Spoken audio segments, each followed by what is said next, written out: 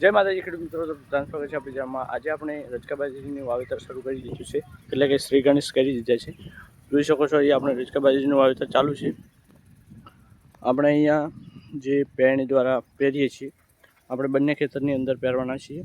જો આ ખેતરમાં હજી ખેડ કરેલી કમ્પ્લીટ પડી છે અને અહીંયા ચાલુ છે, જોઈ શકો છો.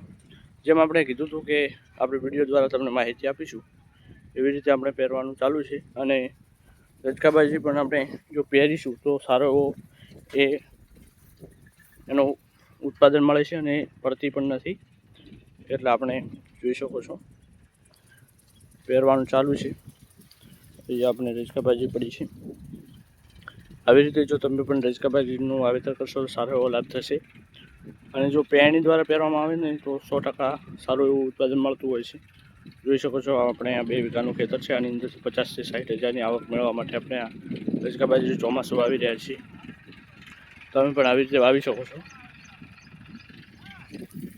જોઈ શકો છો અહીંયા પણ ખેતર પડ્યું છે, એની અંદર પણ વાવવાની છે. તો તમે પણ આવી રીતે વાવી શકો છો. હવે મળીશું એક નવા વિડીયો સાથે. ત્યાર સુધી જય માતાજી.